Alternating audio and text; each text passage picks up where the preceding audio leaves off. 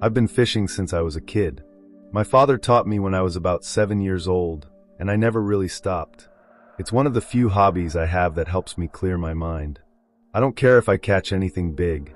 Just being on the water with a rod in my hands is enough. 2 summers ago, I was on a week's vacation from work and decided to spend some of it at a small lake about 40 minutes from my home. It wasn't a famous fishing spot. In fact, I only knew about it because an old coworker mentioned it once. He told me the place was quiet, not crowded, and that it had some surprisingly big bass if you knew where to look. The lake was surrounded by thick trees, with only a few rough paths down to the water. There was no pier, no rental boats, no store, nothing. Just still water and forest. I liked that. It meant I could fish without hearing kids screaming or music blasting from someone's speaker. That morning was clear and warm. The kind of morning where the sun makes the water look like glass. I parked on the dirt pull-off near the road, grabbed my tackle box and rod, and followed the path down through the trees. The air smelled like wet earth and pine needles. Birds were chirping. Everything was calm. When I reached the shore, I noticed there was no one else there. Not a single fisherman. I remember thinking that was strange, because it was perfect fishing weather. Still, I set up near a fallen log that jutted halfway into the water, figuring it would be a good spot to cast.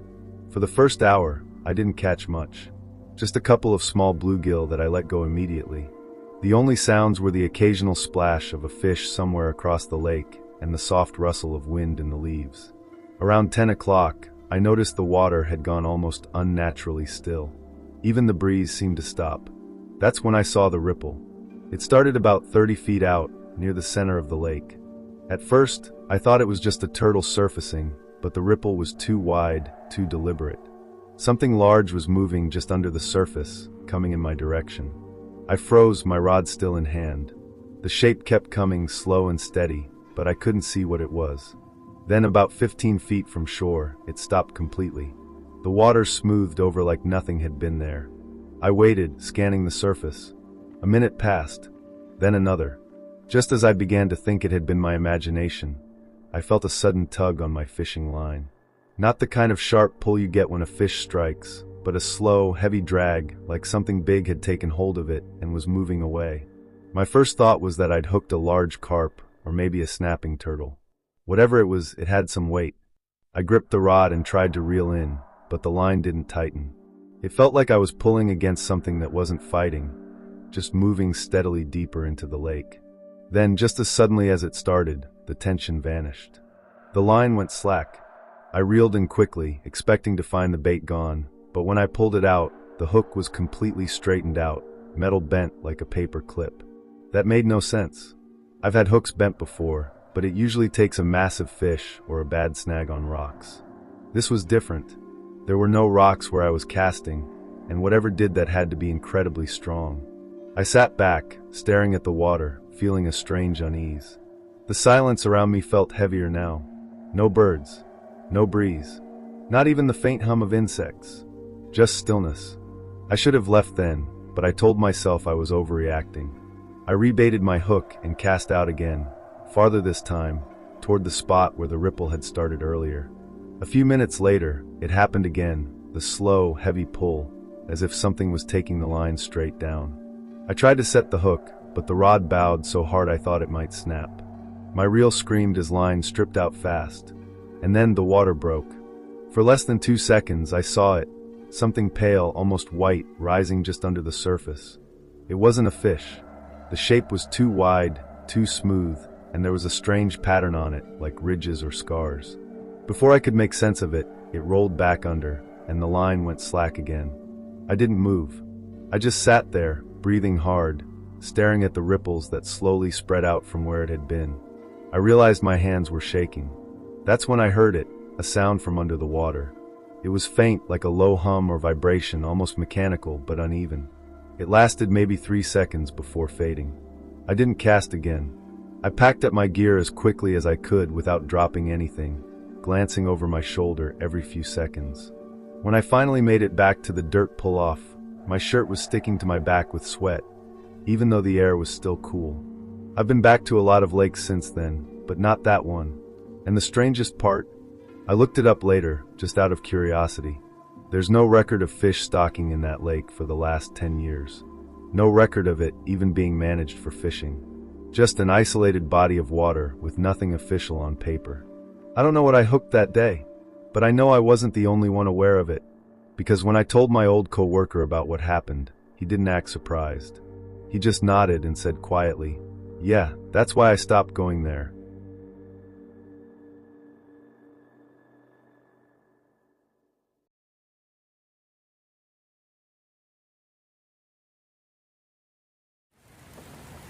I spent my 20s working on commercial fishing boats off the coast.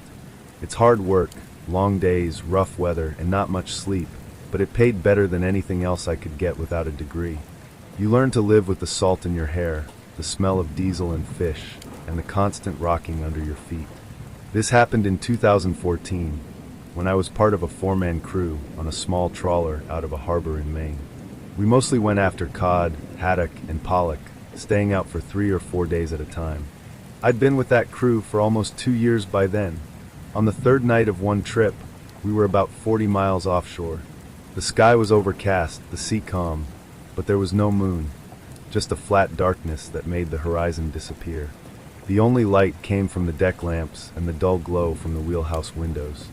We'd been hauling in the net for about an hour. The winch groaned, pulling the heavy load up from the deep. I was standing near the stern, guiding the net as it rose, when I noticed something strange. The net seemed heavier than usual, even for a good haul. The cables were straining, and the winch motor was making a high, uneven whine. When the net finally broke the surface, I saw why. Mixed in with the fish was something massive, not moving, but tangled deep in the mesh. At first, I thought it was a section of old fishing gear, maybe a piece of a wrecked trawler. But as more of it came up, I saw it wasn't metal at all. It looked organic. The surface was pale gray, smooth in some spots and strangely ridged in others. There were no fins, no scales. Just long, deep grooves running along its length. Part of it hung limp, heavy with water, and as the net swung over the deck, a dark liquid dripped from it. Thicker than seawater, almost like diluted oil. We had to cut some of the mesh to get a better look. That's when the smell hit us. A deep, rotting stench that overpowered the usual fish smell instantly. It was the kind of odor that makes the back of your throat tighten and your stomach lurch. Dave, our skipper, swore under his breath. "That's no fish," he said. Up close, the thing was about 12 feet long, but it was hard to tell where it began or ended. One end tapered into a ragged shape that might have been torn or bitten off. The other end was wide, with thick folds of flesh that looked wrong somehow, like they had been folded or crushed, but not by anything mechanical. The strangest part was the texture. Under the deck lights, it seemed to absorb the light rather than reflect it.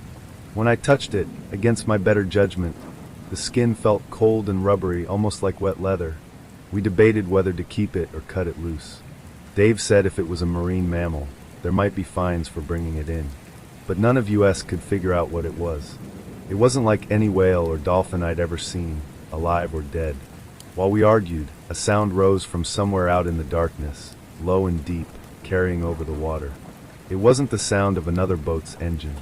It was more like a call, a long, resonant moan that seemed to vibrate through the hull. All of us froze. The sound lasted maybe 10 seconds, then stopped. The water around us was still. Dave didn't hesitate after that. "Cut it loose," he ordered. We worked fast, slicing through the net where it tangled around the thing. As the last strand gave way, the weight shifted and the carcass, or whatever it was, slid off the deck into the water with a heavy splash. We stood there, staring at the dark surface. For a few moments, nothing happened. Then, without warning, something large moved just under the water, right where the body had sunk. The deck swayed with a sudden swell, and I swear I saw a massive shadow glide beneath us before disappearing into the depths. No one spoke for the rest of the night. We hauled the rest of the catch in silence, the smell of that thing still clinging to the deck long after it was gone. When we docked 2 days later, Dave didn't log anything unusual in the catch records. He told us to keep our mouths shut about it, said people would just think we were telling stories.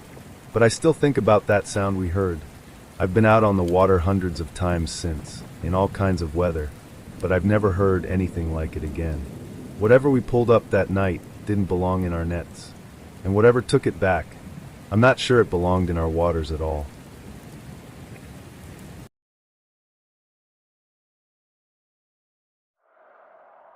I do a lot of night fishing in the summer. The air is cooler, the water's quieter, and the bigger fish tend to bite after sunset. Most people don't like fishing in the dark. They say it's creepy or dangerous, but I've always enjoyed it. There's something peaceful about being out there when the world is asleep. This happened 3 years ago, on a late August night. I'd driven out to a river about an hour from my place. It's a long, winding river with a slow current and high, grassy banks in most places. There's one particular bend where the water gets deep, and I've pulled in some big catfish there over the years. I got there just before sunset, parked my truck in a small dirt clearing, and carried my gear down to the bank. The sun was low and orange, throwing long shadows across the water. The smell of the river, that mix of mud, algae, and damp plants, hung heavy in the air. By the time I'd set up, the light was fading fast. I cast out 2 lines, propped the rods and holders, and settled into my folding chair. The only sounds were the soft flow of the current and the occasional splash of a fish breaking the surface. Around 10 p.m., the moon was high enough to light the water in a pale silver glow. I'd caught a couple of small channel cats by then and released them. The night was calm. Too calm, now that I think about it. I was halfway through a thermos of coffee when I noticed movement upstream. It was just a shadow at first, a shape standing still near the edge of the water about 50 yards away. My first thought was that another fisherman had shown up, which was unusual for that late at night, but not impossible. I raised my hand and gave a small wave. No reaction. Whoever it was just stood there, half in the moonlight, half in shadow. After a few seconds, I turned back to check my lines. When I glanced upstream again, the figure was gone. I figured they'd moved back into the trees. About 15 minutes later, I heard something, the faint crunch of footsteps on gravel. Not behind me, not in the trees, but along the riverbank itself, getting closer. The sound was slow, deliberate, almost like someone dragging their feet. I stood up, my flashlight in hand, and aimed it up the bank. The beam caught him, a man standing maybe 20 yards away. He was tall and thin, wearing what looked like old, faded overalls and a dark shirt. His face was shadowed by the brim of a cap, but I could see enough to know he wasn't smiling or waving back. He was just looking at me. "Evenin'," I called out, trying to keep my voice steady. "You fishin' too?" He didn't answer, didn't move, just kept staring. Something about the way he stood, perfectly still, head slightly tilted, made the hairs on the back of my neck rise. I was suddenly aware of how far I was from my truck, how quiet it was, and how alone I felt. I decided to break the silence. "Water's deep over there," I said, nodding upstream. "Better bites down this way." Again, nothing. Then slowly, he took a step toward me, and another. His feet made almost no sound now, just the faintest scrape on the dirt. My flashlight beam shook slightly as I kept it on him. He was maybe 15 yards away now, close enough that I could see his eyes under the shadow of the cap. They looked wrong. Too wide, unblinking, reflecting the light like an animal's at night. Something in my gut screamed that this wasn't right. I stepped back toward my rods, already thinking about packing up. That's when he stopped, crouched slightly, like he was about to lunge, and whispered something I couldn't make out. It wasn't loud enough to understand, but it was fast, like muttering or chanting. I didn't wait to hear it again. I yanked my rods from the holders, stuffed them under my arm, grabbed my tackle box, and started backing up toward the path. My eyes never left him. He didn't follow. He just stood there, still crouched, still watching, until I was far enough up the bank that the tall grass hid him from view. When I reached my truck, I threw everything in the back, jumped in, and locked the doors. My hands were shaking as I started the engine. I backed out fast, headlights sweeping across the trees, and in that split second, I saw him again, standing at the edge of the clearing, just beyond the light. I didn't stick around to see if he'd move. I floored it out of there, the image of those wide, reflective eyes burned into my mind. I've been back to that river plenty of times since, but I avoid that bend completely. And if I fish at night now, I keep a flashlight in one hand and my truck within sight, because I have no idea who or what that man was. But I know he wasn't just out there to fish.